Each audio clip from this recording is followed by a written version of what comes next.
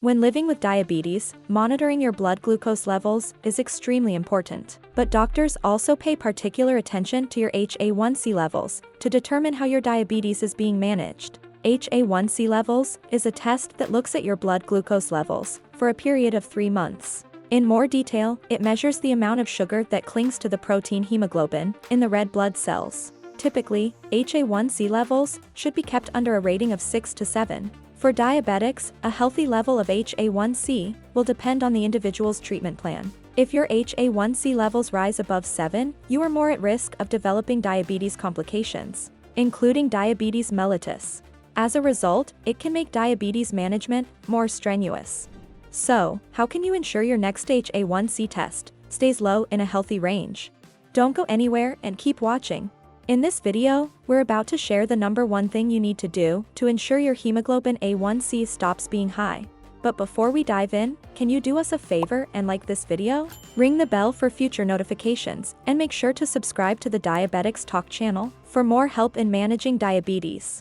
Plus, stick around to find out how you can get 3 very special free gifts. And now, let's dive in and discover the number one thing to stop high HA1C. While doctors often prescribe medication and recommend a strict fitness routine to lower your HA1C, the most efficient way to ensure your next test is lower than 7% is your diet. What you eat can make a huge difference in how your blood glucose responds on a day-to-day basis. And as a result, how your hemoglobins perform over 3 months. But wait, because it isn't just about eating a healthy diet. In fact, there are specific things within your diet that you should do to ensure the best results for your next HA1C test. And these can be broken down in 3 easy steps. Number 3, make a food plan. Eating the right type of food is essential to keep your HA1C levels regulated. A diet rich in healthy fat, lean proteins, non-starchy vegetables, whole grains, fiber, vitamins, antioxidants and minerals is the best way to enhance your digestion and insulin sensitivity.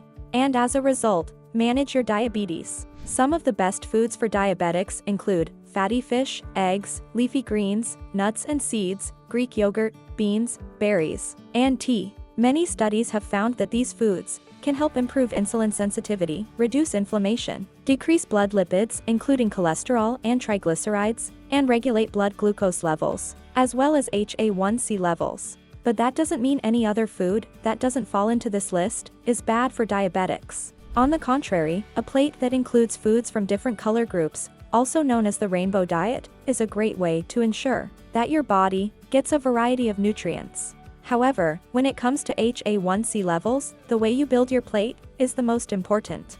But before we get to that, it is best to make a grocery list and prep meals ahead of time, so that you can ensure each meal is carefully thought of with your HA1C levels in mind. When you're ready to eat, you can move on to the next step.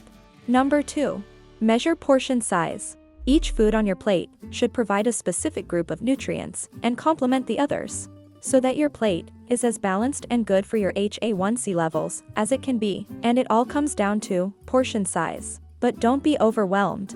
After all, you don't have to measure every single food you eat by the gram. However, it is good to familiarize yourself with a food group and the appropriate portion that meets your body's needs. Of course, portion size will be highly dependent on your gender, age, lifestyle, and diabetes, among other metrics. While most people tend to fill their plate with food, one way to control your food portion is to use smaller plates and have thoughtfully planned snacks throughout the day. It is also common for diabetics to get familiar with size portions by using the plate method. Typically, it is recommended to break down your plate into 3 parts. Half of the plate should be filled with leafy and non-starchy vegetables. A quarter of the plate should be filled with lean protein, with the last quarter to be filled with whole grain and carbohydrate food. This breakdown ensures that your body gets the right amount of protein, nutrients, and energy to keep blood glucose and HA1C levels regulated. A randomized study on 150 patients with type 2 diabetes observed that those who followed the diabetes plate method for 6 months experienced a 10% improvement in their HA1C levels test.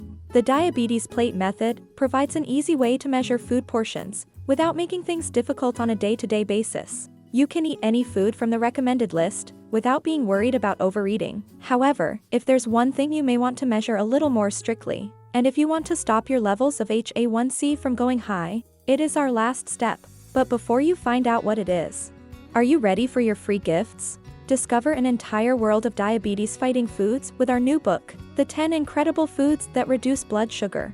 Plus, you'll discover the real reason why type 2 diabetes, obesity, and heart disease are increasing at an alarming rate, and find out what really works when it comes to preventing these illnesses by watching our free 1-hour documentary, The Scary Truth About Sugar. Not only that, get ready to discover over 50 easy-to-prepare and easy-to-follow recipes you can eat with our new recipe book.